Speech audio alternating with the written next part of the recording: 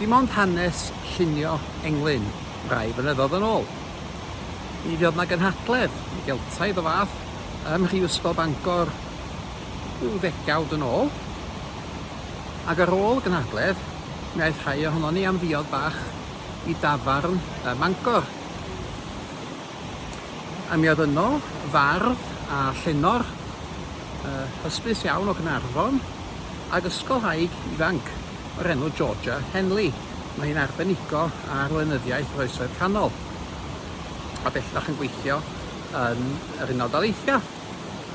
A mi droth y sgwrs at gynghanedd ag englynion a mi fy'r bardd medrys hwn yn ceisio egluro i'r ferch yma be o cynghaneddion a hitha'n dangos diddordeb mawr.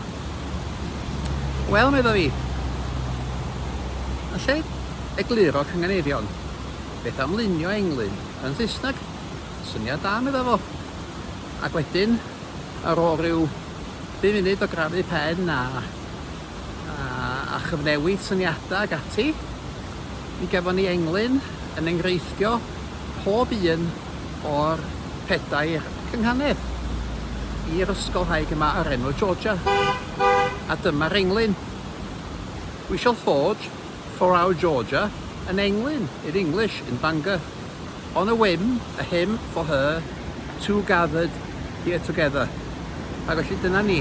We shall forge for our Georgia, cynghanedd sy'n, an Englyn in English, croes gytbwys ddiacen in Bangor. On a whim, a hymn for her, sy'n gytbwys ac enog, two gathered here together.